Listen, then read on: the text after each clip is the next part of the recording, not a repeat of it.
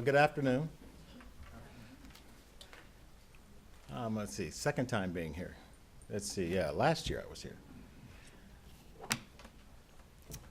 Can anyone tell me how many paved roads there are in New York City? 6,075 paved roads in New York City.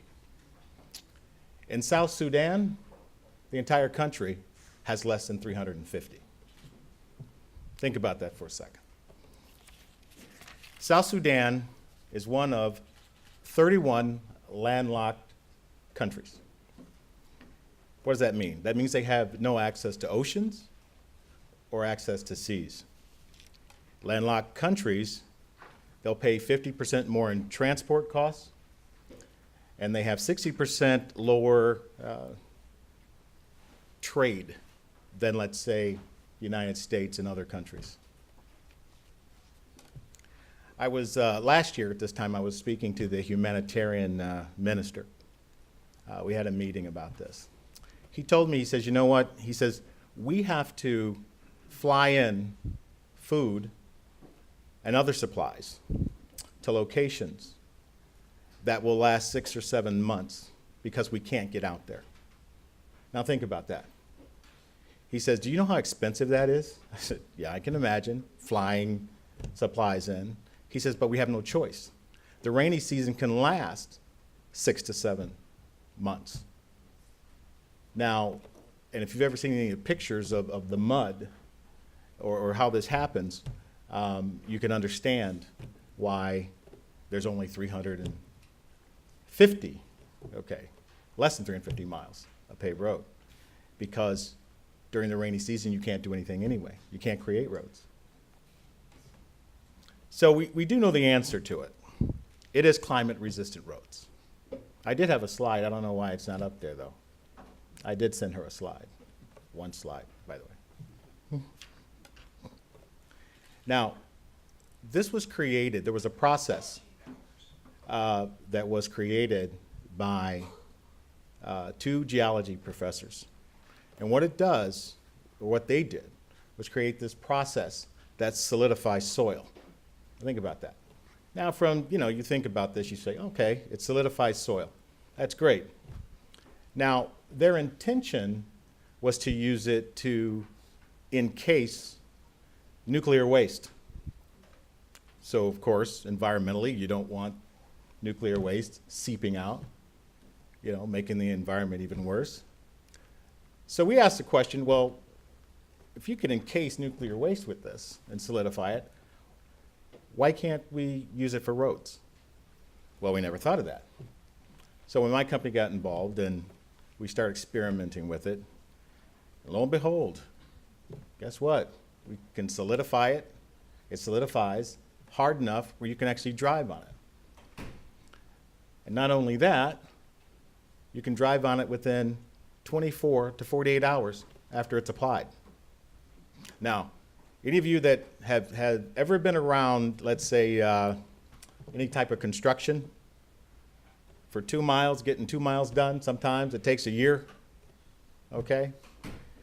We can get, oh, there it is, see? And that middle one right there. We can get a road, 10 miles of road done a day with one crew. And in 24 to 48 hours, they're driving on it. And oh, by the way, when rain hits it, it makes it stronger. Now think about that. Now, we didn't invent this. It was the geology professors. They said, well, of course it works. It's dirt science. Okay. All right. So, South Sudan has an abundance of natural resources, but they can't get to them. Okay?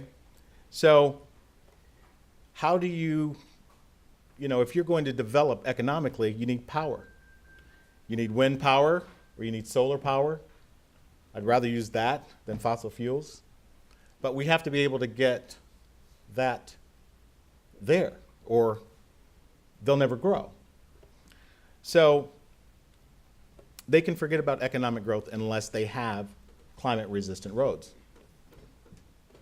Now, like I said, for mining and agriculture, there was a wind power company. They're one of the largest wind power companies in the world. I think they're in like 70 countries. One of the operations directors told me, he says, you know what our biggest problem is? He said, we produce wind powers, turbines, we install them, and we maintain them. But the problem is getting back out there. He said, there's no roads. Now this is, you know, a lot of places around the world. It's just not South Sudan.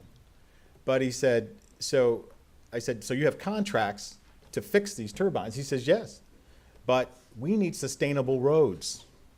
Well, that's where we come in, sustainable roads. Now, in a place like South Sudan, we understand the challenges, okay? For example, we know that it takes, the chemicals have to come in from China to Mombasa, then go 900 miles to Juba for us to create a road. That's a lot. Not to mention that, you have to have equipment, and there are security issues. By the way, there's a civil war going on as well. Now, of course, we didn't shy away from this. But we can't do it by ourselves. You need strategic partnerships and alliances. So who are we working with? The largest construction company in South Sudan, they're on board. You have a trucking company in Kenya. They'll drive it in. Okay, that's great. Storage. We have that set up already. And there's two nonprofit organizations. One is called Water for South Sudan.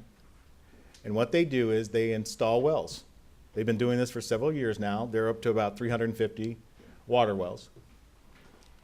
And the other organization is building mines in South Sudan. And what they do is they started a primary school for girls and boys, and it's now the largest primary school in South Sudan. Now, understanding on both these organizations, both of the founders who started these organizations, by all rights, should be dead. They were lost boys. They were rescued and brought to the United States. They were educated in Rochester, New York, went to the universities there, and people took care of them. And they're dual citizens, and they built the schools, and they built the Water for South Sudan. So, and the reason why we have these partnerships is because you have to understand the culture.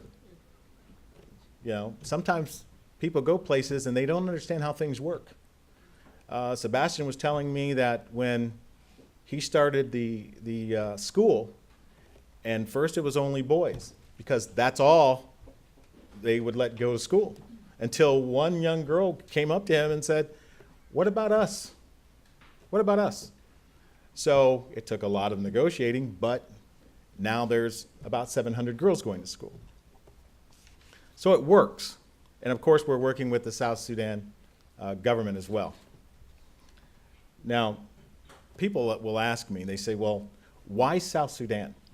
You can put these roads anywhere. Why South Sudan? Yes, we've demonstrated it in military bases and things like that, and it works. And of course, lab stuff. But lab stuff doesn't count. You have to be able to drive on it. And we've had tanks and things drive on it and do what we needed to do. But why South Sudan? The reason why South Sudan, first of all, they're our newest country. And they have a lot of issues, a lot of challenges. So experts will tell me, he says, look, if you can do that in South Sudan, create climate-resistant roads there, you can do it anywhere in the world. And I believe that. So we are totally focused on South Sudan because of the logistics and the security issues, the conflicts that are going on, because we're going to build a case study. Hey, this is how we did it there, even with all the issues. And we never stop. Now, people ask me, well, how do you stay focused? I said, well, you stay focused, you keep it in front of your face. That's what you do. Like I wear the tie, the UN tie.